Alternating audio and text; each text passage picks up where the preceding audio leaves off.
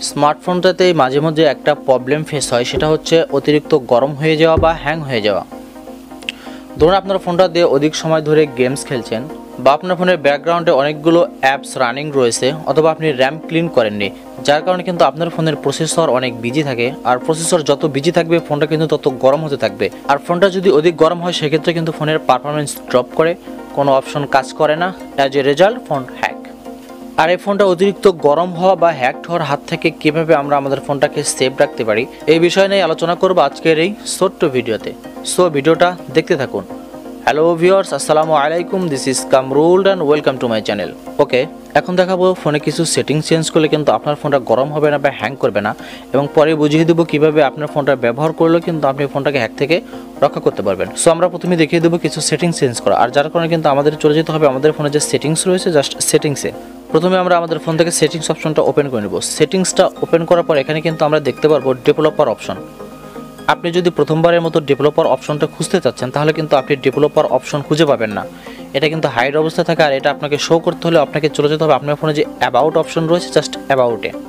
আমরা অ্যাবাউট ফোনটা ওপেন করে নিলাম। এখানে কিন্তু আমরা দেখতে পারবো সফটওয়্যার ইনফরমেশন নামে একটা অপশন রয়েছে, জাস্ট আমরা সফটওয়্যার ইনফরমেশন ট্যাপ করে দিলাম। এরপর আমাদের সামনে যে ইন্টারফেস আসবে এখানে আমরা দেখতে পারবো বাইল্ড নাম্বার একটা অপশন রয়েছে, জাস্ট আমরা বেল নাম্বারের উপর ক্লিক করলাম। অর্থাৎ আপনাকে এই বেল নাম্বারে একাধারে 7 থেকে 9 বার আপনাকে ট্যাপ করতে হবে ঘন ঘন। জাস্ট আমরা 7 থেকে 9 বার এখানে যখন আমরা ট্যাপ করব, তারপর আমরা একটু ব্যাগে চলে আসলে কিন্তু আমাদের সেটিংস অপশনের ভিতরে আমরা পেয়ে যাব ডেভেলপার অপশন। জাস্ট আমরা আমাদের ফোন থেকে ডেভেলপার অপশনটা এখান থেকে আমরা অন করে নিলাম। ডেভেলপার অপশনটা ওপেন করার পর কিন্তু আমাদের সামনে এরকম একটা ইন্টারফেস আসবে, এটা স্বাভাবিক অফ থাকবে প্রথম অবস্থায়। জাস্ট এখান থেকে এটা আমাদের অন করে দিতে হবে। এখান থেকে আপনারা এটা অন করে নেবেন। এখানে এটা অন করার পর একটু স্লাইপ করে নিচ দিকে আসতে হবে। এখানে কিন্তু আমরা একটা লক্ষ্য করব কিছু সেটিংস রয়েছে। এখানে কিন্তু আমরা দেখতে পারবো window animation scale, translate animation scale এবং অ্যানিমেটর ডিউরেশন স্কেল। এখানে কিন্তু প্রত্যেকটা 1x দেওয়া রয়েছে। জাস্ট আমরা অপশনটার উপর ট্যাপ করবো, এখান থেকে আমরা 0.5x এটা ওকে করে দেবো। এভাবে কিন্তু আমরা তিনটে অপশন এখান থেকে 1x এর বদলে আমরা এখান থেকে 0.5x আমরা এই অপশনটা করে দেবো। এরপর এখান থেকে আর একটু নিচে আমরা স্লাইপ করে আর একটু নিচের দিকে আসবো। এখানে কিন্তু আমরা আর একটা অপশন পেয়ে যাব।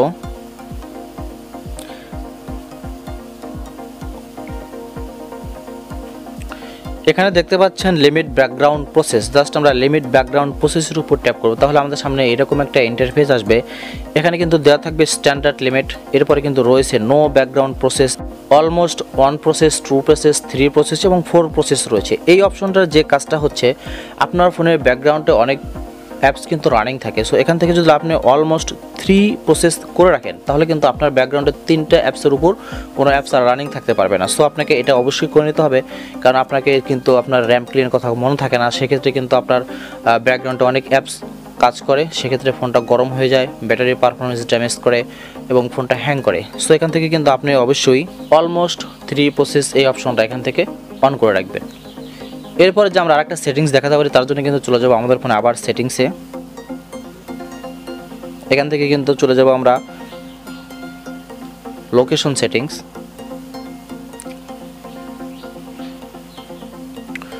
লোকেশন সেটিংসে যাওয়ার পরে আমরা এখানে একটা অপশন দেখতে পারবো লোকেশন মেথড নামে যে অপশনটা রয়েছে, জাস্ট আমরা এটার উপর ট্যাপ করে দেবো। তাহলে এখানে আমরা 3টা অপশন দেখতে পারবো। এখানে কিন্তু হাই অ্যাকুরেসি রয়েছে, ব্যাটারি সেভিং রয়েছে এবং ফোন অনলি রয়েছে।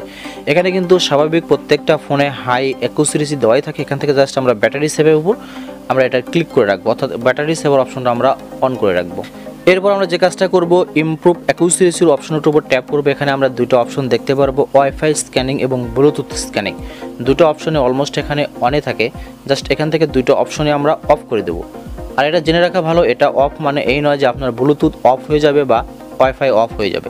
এটা অফ করা মানে হচ্ছে এটা আপনার ব্যাকগ্রাউন্ডে লোকেশন ট্র্যাক করার জন্য কিন্তু সর্বদা ওয়াইফাই এবং ব্লুটুথ বিজি থাকে, যার কারণে কিন্তু আপনার র্যামটাও বিজি থাকে। সেক্ষেত্রে আপনারা যখন এই 2টো অপশন অফ করে রাখবেন তখন কিন্তু আপনার লোকেশন ট্র্যাক করার জন্য ব্যাকগ্রাউন্ডে ওয়াইফাই অথবা ব্লুটুথ বিজি থাকছে না। সো আপনার ফোনটা কিন্তু প্রসেসর বিজি থাকছে না, আপনার ফোনটা কিন্তু গরম হবে না এবং হ্যাংও করবে না। আমরা কিন্তু প্রথমে কিছু সেটিংস দেখলাম, এখন কিছু অপশন কথা বলবো যে ফোন ব্যবহারের ক্ষেত্রে কিন্তু এই কাজগুলো থেকে আপনাকে বিরত থাকতে হবে। আর তার আগে একটু বলে নিই, আপনারা এই চ্যানেলে পাবেন মোবাইল টিপস অ্যান্ড ট্রিক্স এবং এই ভিডিওটার মতো আরও অনেক ভিডিও। সো আপনি যদি চ্যানেলে নতুন দর্শক হয়ে থাকেন প্লিজ নিচের থেকে সাবস্ক্রাইব করে পাশে থাকা নোটিফিকেশন অল করে দিন, তাহলে এই চ্যানেলের পরবর্তী ভিডিও পেয়ে যাবেন easily. And thank you so much আপনি যদি অলরেডি সাবস্ক্রাইব করে থাকেন। আর ভিডিওটা থেকে ভালো লাগলে কিন্তু লাইক মাস্ট।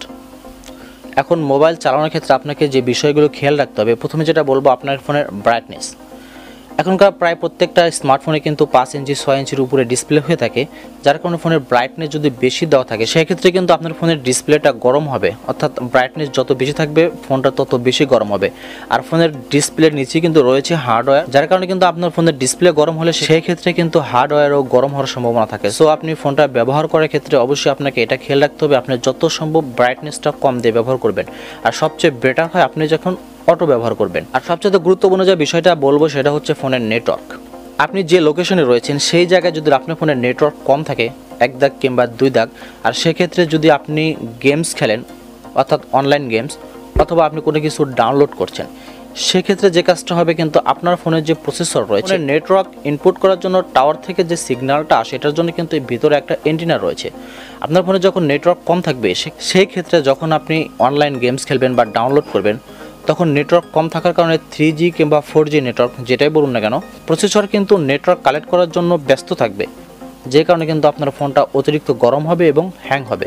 সো আপনি যদি 3G কিংবা 4G নেটের মাধ্যমে আপনি ফোন ইন্টারনেট ব্যবহার করেন, সেক্ষেত্রে সাজেস্ট করবো আপনি যখন গেম খেলবেন বা কোনো কিছু ডাউনলোড করবেন আপনি ওয়াইফাই দ্বারা ব্যবহার করবেন। আর ওয়াইফাই ব্যবহার করলে কিন্তু আপনার ফোনে কোনো ধরনের চাপ থাকছে না।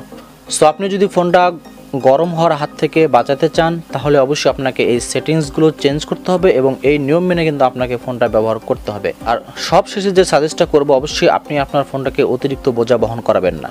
আপনি এটা হয়তো ভাবছেন ফোন আবার কীভাবে বোঝা বহন করে। ধরুন আপনার ফোনের র্যাম রয়েছে 2GB বা 4GB, রোম রয়েছে 64GB বা 32GB। আপনার ফোনের র্যাম অনুযায়ী আপনি যদি তার চাইতে বেশি বোঝা বহন করেন, আপনার ফোনের র্যাম রয়েছে 2GB কিন্তু আপনি গেমস খেলছেন সেটাতে লাগছে 3GB র্যাম, সেক্ষেত্রে কিন্তু আপনার ওভারলোড হয়ে যাচ্ছে। অথবা আপনার ফোনে রয়েছে 60GB রোম কিন্তু আপনি ফোনটাতে 60GB কোন ডাটা কিন্তু ব্যবহার করে ফেলেছেন, সেক্ষেত্রে যে কাজটা হবে, এটা একটা সাধারণ একটা উদাহরণ দেওয়া যায়। ধরুন একটা রিক্সায় একজন ব্যক্তি উঠলে রিক্সাওয়ালার যে কাজটা হবে অধিক সহজে কিন্তু তাকে বহন করতে পারবে, কিন্তু রিক্সায় যখন 3 জন উঠবে তখন কিন্তু রিক্সাওয়ালা চালাতে পারবে ঠিকই, কিন্তু রিক্সাওয়ালার অনেক এনার্জি সেখানে নষ্ট হবে। সেম প্রসেসই আপনার ফোনে যত সম্ভব চেষ্টা করবেন আপনার র্যাম আর রম কম ব্যবহার করার জন্য। আর আপনার ফোনের রোম বা র্যাম যত ফ্রি রাখবেন আপনার ফোনটা কিন্তু তত ভালো চলবে। অর্থাৎ আপনি যখন র্যামটাকে বেশি লোড দেবেন স্বাভাবিকের চাইতে অল্প সময় কিন্তু আপনার ফোনটা নষ্ট হয়ে যাবে। আর যদি আপনি র্যাম অথবা রম সবসময় ফ্রি রাখতে পারেন তাহলে স্বাভাবিকের চাইতে কিন্তু অধিক সময় কিন্তু ধরে কিন্তু আপনি আপনার ফোনটাতে ব্যবহার করতে পারবেন, অর্থাৎ ফোনটা খুব নষ্ট হওয়ার সম্ভাবনা খুব কমে যাবে। আশা করছি ভিডিওটার মাধ্যমে অনেকে উপকৃত হবেন আর এই সমস্ত নিয়ম মেনে কিন্তু আপনারা ফোনটা ব্যবহার করবেন। আজকের মতো এখানেই বিদায়, আসবো আগামীতে কোনো এক ভিডিও নিয়ে। ততক্ষণ সবাই ভালো থাকুন, সুস্থ থাকুন, আল্লাহ হাফেজ।